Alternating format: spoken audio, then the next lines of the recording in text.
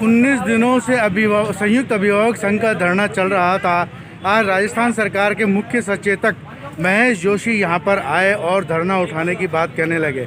जैसे कि हमको ये मालूम हुआ कि यहां पर आकर के उन्होंने धरना उठाने की कोशिश की है, लेकिन शायद अभिभावक संघ इस वक्त जो है धरना उठाएगा नहीं उठाएगा, इसके लिए हम बात करते हैं। यहाँ के जो लोग मौजूद हैं वो क्या कहते हैं और इसके लिए आगे क्या रणनीति है वो हम इनसे मालूमात करते हैं। के जो मांग पत्र है ये मैंने देखा, उसका अध्ययन करा के और जो जिन मांगों के निर्णय उचित हो सकता है उन मांगों को उचित निर्णय कराने की हम कोशिश करेंगे। मैं संयुक्त अभिभावक संघ के मांग पत्र को माननीय मुख्यमंत्री जी तक, माननीय शिक्षा मंत्री जी तक पहुँचाऊंगा, ये मैंने इनको विश्वास दिलाया है। और मैं भी संयुक्त अभिभावक संघ का आभारी हूँ कि मेरी बात को इन्होंने गंभीरता से लिया और अपना धरना स्थगित करने की घोषणा की है। मैं भी ये इनको विश्वास दिलाता हूँ कि जहाँ तक संभव होगा हम कोशिश करेंगे कि इनको दोबारा धरने पर नहीं बैठना पड़े। ऐसी कोशिश से हमारी सफल हो, भगवान से प्रार्थना करता हूँ कि हमारी कोशिशों को आशीर्वाद दे, जिससे इस तरीके के धरने की शिक्षा बंद करनी पड़े। और ये भी कहना चाहता हूँ कि भाई ये आवश्यक नहीं है कि सारी की सारी मांगें पूरी हो, लेकिन संवाद की स्थिति बने। आपके जो प्रतिनिधि हैं वो सरकार के प्रतिनिधियों के साथ बात करें और इन मांगों पर चर्चा करके जो व्यवहारिक मांगें अनुचित नहीं है लेकिन व्यवहारिक रूप में क्या पूरी हो सकती है उन पर आपकी राय लेकर और निर्णय किया जाए। मैं समझता हूँ कि एक ऐसा मुद्दा है, इनकी मांग अपनी जगह उचित है कि जो बच्चे नहीं पढ़े उसकी फीस क्यों ली जाए, और स्कूल वालों की मजबूरी ये है कि उनके ऊपर ये दबाव है कि जो शिक्षक उनके यहाँ कार्यरत है उनको तनख्वाह दी जाए। तो एक ऐसा उचित निर्णय जो अभिभावकों को भी मंजूर हो, स्कूल संचालकों को भी मंजूर हो, वो रास्ता निकले, ऐसे मेरी कोशिश। देखिए, आज संयुक्त अभिभावक संघ को यहाँ धरना स्थल पर बैठे हुए 19वां दिन है और ये संयोग की बात है कि आज इस 19वें दिन के ऊपर सरकार के नुमाइंदे मुख्य सचेतक राजस्थान सरकार माननीय महेश जी जोशी का यहाँ पर आना हुआ। वो 2 दिन पहले भी यहाँ शहीद स्मारक पे आए थे, तब उनसे बातचीत हुई थी और वो बात आगे बढ़ती हुई आज यहाँ पर वो आए और उन्होंने सरकार की तरफ से आश्वासन दिया, एज ए मुख्य सचेतक भी, एज ए विधायक भी, कि वो सारी बातों को रिटर्न के अंदर हमने उनको दी है, वो माननीय मुख्यमंत्री जी तक उसको पहुंचाएंगे और उसमें से जो उनका कहना है कि जो जायज़ मांगे हैं उसके लिए सरकार निश्चित रूप से काम करेगी। लेकिन जायज़ और नाजायज़ तो उनको देखना है। हमने जितनी मांगे ली वो पूरी तरह जायज़ है और उन्होंने ये निवेदन करा कि इसको धरने को उठा दिया जाए, ख़त्म कर दिया जाए।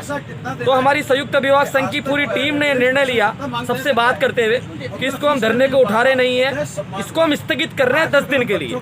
राजस्थान की सरकार जो मनसा और वाचा कर्मणा से कितनी सही है ये आने वाले 10 दिनों के अंदर राजस्थान की जनता और अभिभावक देखेगी कि यदि उनकी बातें उनकी कथनी और करनी में यदि अंतर नहीं हुआ तो ये बहुत खुशी की बात है, और यदि उसके अंदर फर्क आया तो अभिभावक संघ पुनः इसी जगह के ऊपर 10 दिन के लिए हमने इस धरने को स्थगित किया है। मैं मनीष विजयवर्गीय मुख्य प्रवक्ता होने के नाते, हाईकोर्ट का डिवीजन बेंच का ऑर्डर आया है, वो सिंगल जज का जो ऑर्डर था उससे वर्बटिव डिफरेंट ऑर्डर है।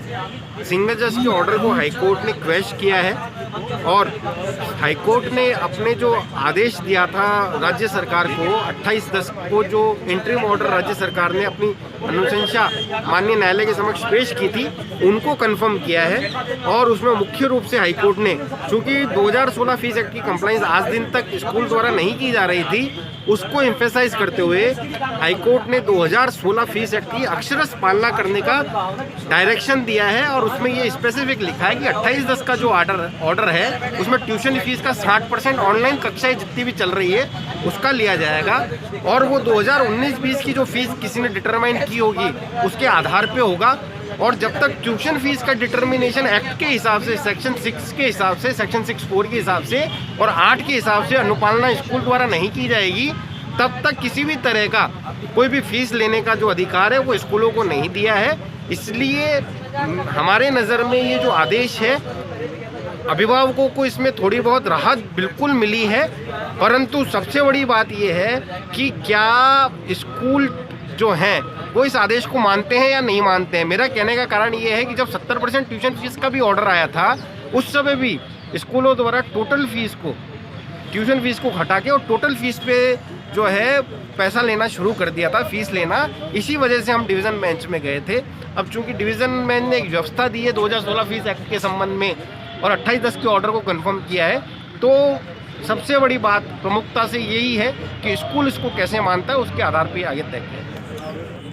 अगर स्कूल के द्वारा माननीय उच्च न्यायालय के इस आदेश की पालना नहीं की जाती है तो कंटेम्प्ट का जो रास्ता है माननीय न्यायालय में जो दे रखा है, उसके अंदर कंटेम्प्ट हम फाइल कर सकते हैं। इसके अतिरिक्त राज्य सरकार की भी ये जिम्मेदारी है कि इस आदेश की पालना सुनिश्चित की जाए, क्योंकि न्यायालय ने अपने आदेश में फीस एक्ट के हिसाब से जो कमेटी का कॉन्स्टिट्यूशन होता है उसको भी अधिकार दिए हैं फीस के डिटर्मिनेशन के संबंध में। इसलिए राज्य सरकार की भी ये पूर्ण रूप से जिम्मेदारी बनती है कि इसकी पालना सुनिश्चित करवाई जाए। अगर ऐसा नहीं होता है तो हम राज्य सरकार के पास भी जाएंगे सुनिश्चितता के लिए और माननीय न्यायालय के सामने कंटेम्प्ट ऑफ कोर्ट की कार्रवाई भी हम अमल में लाएंगे। ठीक, थैंक यू।